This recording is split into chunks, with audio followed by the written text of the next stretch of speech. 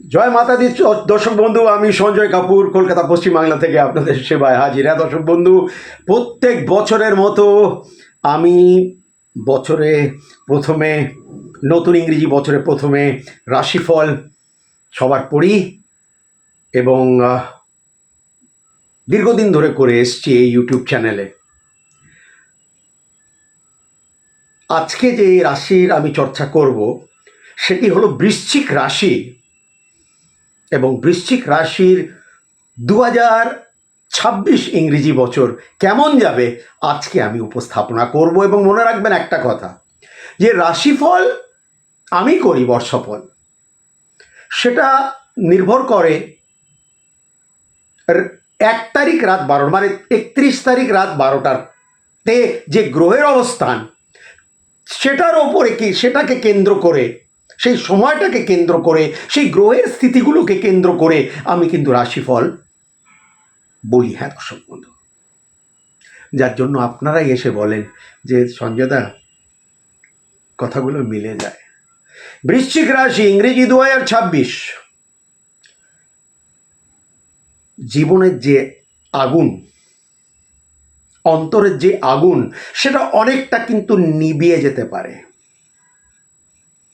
হালকা হো সকতা হ্যায় বহুত।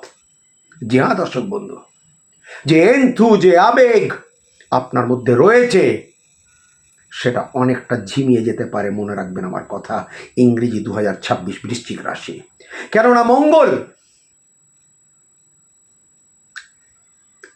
শুধু কম্বাস্ট নয়, ডিপ কম্বাস্ট, অর্থাৎ রবিযুক্ত হয়ে অনেকটা কমজোর হয়ে গেছে। চেষ্টা জারি থাকবে এবং মনে রাখবে চেষ্টারই কিন্তু সুফল আছে আপনাদের এই ইংরেজি বছরে। চেষ্টা না করে যদি মনে করেন যে আমি কিছু না করে হয়তো আমার কিছু হবে, সেটা কোনোদিনই আর সম্ভব না। অনেকের ক্ষেত্রে আছে, তারা বসে খায়, আছে, অনেক আছে, কিন্তু বৃশ্চিক রাশি নয়। ছেলে মেয়েদের লেখাপড়াও কিন্তু কিছুটা গণ্ডগোল অবশ্যই কিন্তু দেখছি। প্রথম ভাগে একটু বেশি, পরবর্তীকালে ও কিন্তু আরও বেশি খারাপ। অর্থাৎ বৃশ্চিক রাশির ছাত্রছাত্রীদের জন্য বিশেষ মনোযোগ দরকার, নইলে কিন্তু দিশাহারা হতে পারেন এবং অমনোযোগী 100%, সেটাই কিন্তু চোখে পড়ছে দর্শক বন্ধু। এখানে পারিবারিক সুখ শান্তিও কিন্তু এই রাহু রাশি থেকে চতুর্থে একটা বল নিয়ে রয়েছে শনির ঘরে, যার জন্য বললাম বল। মিত্র ঘরে রয়েছে, কাজে মিত্রের ঘরে যে কোনো গ্রহ কিন্তু এমনিতেই শক্তিশালী হয়ে যায়, নিজেকে মনে করে হ্যাঁ ভাই। তো পারিবারিক একটু অশান্তিতে জড়িয়ে যেতে পারেন অবশ্যই। প্রেম ভালোবাসা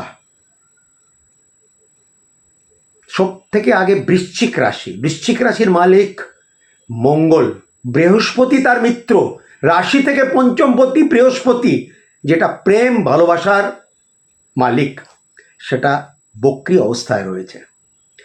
শুভ গ্রহের গ্রহের গ্রহ মিত্র গ্রহ যদি বক্রী হয়ে যায় তাহলে সেটা অশুভ ফল দেয়। এবং তার উপরে কিন্তু রাহুরও কিন্তু পঞ্চম বা নবম দৃষ্টি পরিষ্কার দেখা যাচ্ছে। অর্থাৎ ভালোবাসা তছনছ হতে পারে, ভেঙে যেতে পারে, হাতছাড়া হয়ে যেতে পারে।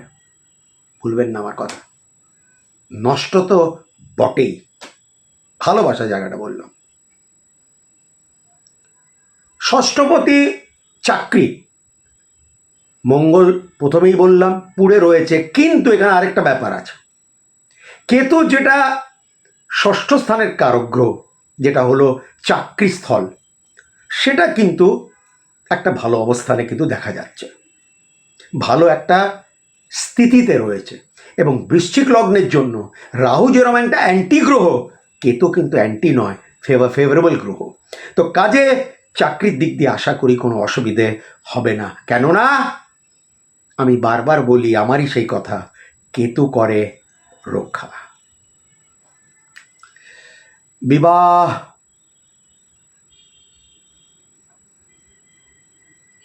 এই বছরে নাও হতে পারে, ডিলে হতে পারে, বাধা পড়তে পারে, দেরি হতে পারে, যে কোনো কারণে কেটেও যেতে পারে, মানে বিবাহটা কেটে যেতে পারে বললাম, ডেটটা হয়তো পিছিয়ে গেল, 2027 চলে গেল, হতে পারে। কেন বিয়ের সেরম আমি টের ছকের মধ্যে সেইভাবে আমি কিন্তু পাচ্ছি না।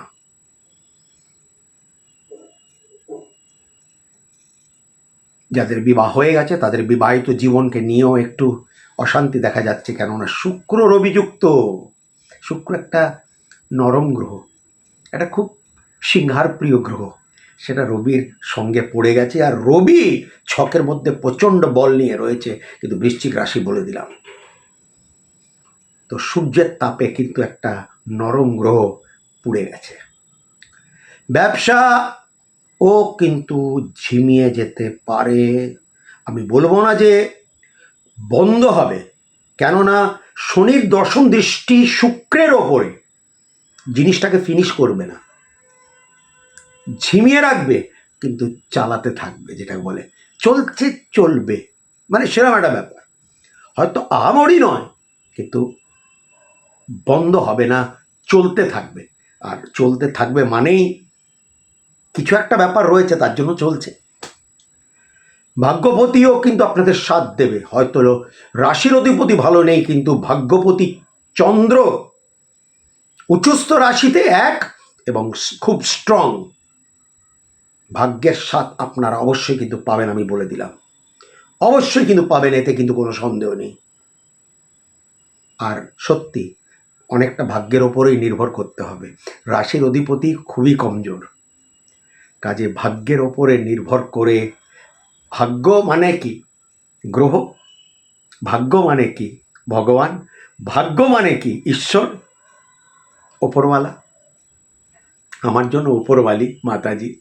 হ্যাঁ, নির্ভর করতে হবে। অর্থনৈতিক দিকটা প্রথম ভাগে ঠিক দেখছি, কিন্তু পরবর্তীকালে অনেকটা অর্থনৈতিক দিকটা ঝিমিয়ে যেতে পারে, মনে রাখবেন আমার কথা। কেননা বুধ প্রথম দিকে ভালো দেখছি, বছরের প্রথম ভাগে, দ্বিতীয় ভাগে খুব একটা ভালো দেখছি না। এই রাশি রক্ষা কবচ, যেটা কয়েক হাজার মানুষকে পশ্চিমবাংলা ভারতবর্ষে অলরেডি দেয়া হয়ে গেছে, তো বৃশ্চিক রাশি রক্ষা কবচ আপনারা চাইলে কিন্তু অবশ্যই ধারণ করতে পারেন। রূপোর মধ্যে এই বিশেষ কবচটি আমি আমার নিজের হাতে বানাই এবং আপনাদের বাড়ি পর্যন্ত পৌঁছে দেওয়ার ব্যবস্থা আছে। হ্যাঁ দর্শক বন্ধু, স্ক্রিনের ওপরে ফোন বা হোয়াটসঅ্যাপ নাম্বার রয়েছে, চাইলে তার মূল্যটা জেনে নিতে পারেন যদি চান। এবং সঞ্জয় দাকে উত্তর কলকাতা, দক্ষিণ কলকাতা, মধ্য কলকাতাতে নিজস্ব চেম্বারে পাবেন। জয় মাতা দি, নিজস্ব চেম্বার। এবং যারা ফোনে কনসাল্ট করতে চায় তারা অগ্রিম ভিজিট জমা করে ভিডিও কলের মাধ্যমে মানে সাক্ষাৎ করতে পারে, বিচার করাতে পারে। তো 2026 বৃশ্চিক রাশি যাতে ভালো কাটুক, আমি আজকের অনুষ্ঠানটা শেষ করব। জয় মাতা দি।